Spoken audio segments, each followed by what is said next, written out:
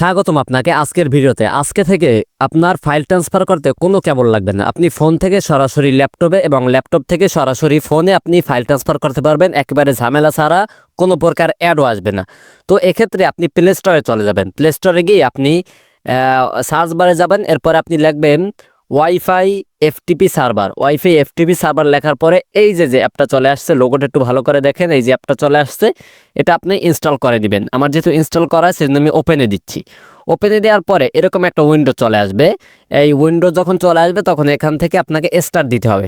Start দেওয়ার আগ মুহূর্তে আমাদের একটা ল্যাপটপ থেকে কাজ করতে হবে। আমি এই যে আপনি আমার ল্যাপটপটা দেখতে পাচ্ছেন, এখন আমি এই যে দিস পিসি আছে, যারা ল্যাপটপ চালান সবাই জানেন যে দিস পিসি কোথায়। এই যে দিস পিসি আছে, এখান থেকেও আপনি করতে পারেন। তারপর আপনি এখান থেকেও এই যে ফাইল ম্যানেজার এখান থেকেও করতে পারেন, অথবা আপনি এখান থেকেও যদি আপনি লেখেন দিস পিসি, সার্চ বারে যদি আপনি দিস পিসি লেখেন তাহলে আপনার এখান থেকে চলে আসবে। ঠিক আছে, আমি দিস পিসিতে চলে গেলাম।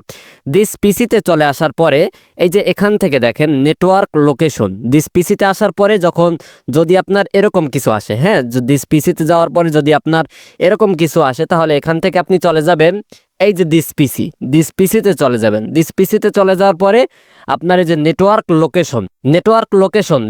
লোকেশনে আসার পরে আপনি মোবাইল থেকে এখান থেকে স্টার্ট দিয়ে দেবেন। স্টার্ট দেওয়ার পরে নিচে মোবাইল থেকে লক্ষ্য করেন সার্ভার ইউআরএল, এখানে দেখেন একটা কোড দেয়া আছে। তো এই কোডটা আমরা একটু লক্ষ্য করব।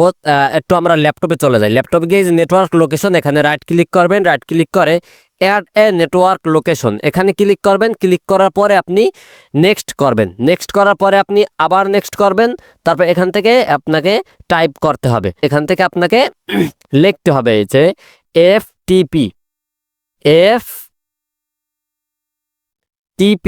আমি এফটিপি লিখলাম। এফটিপি লেখার পরে তারপরে আমি কোলন দেব, কোলন দিয়ে স্ল্যাশ, ঠিক আছে, কোলন দিয়ে আমি স্ল্যাশ দিয়ে দিলাম। তারপরে আমাদের যে লোকেশনটা আছে 192.168 তারপরে 0.101 তারপর 222 আমি এইটা লেখার পরে এরপরে আমি নেক্সট করে দেব। নেক্সট করে আবার নেক্সট করব, আবার নেক্সট করব, ঠিক আছে, আবার ফিনিশ দিয়ে দেবো। ফিনিশ দেওয়ার পরে দেখেন আমার যে এটা কিন্তু ওপেন হয়ে গেছে। ঠিক আছে, এটা কিন্তু আমার একেবারে হুবহু আমাদের আমি যদি মোবাইল থেকে যদি আমার ফাইল ম্যানেজার একটু যাই, আমার ফাইল ম্যানেজার কোথায়, এই যে আমার ফাইল ম্যানেজারে যদি যাই, ফাইল ম্যানেজার এখান থেকে ইন্টারনাল স্টোরেজে যাই, তারপর এখান থেকে যে মানে যতগুলো অপশন আছে তার থেকেও এখানে বেশি অপশন দেখাবে।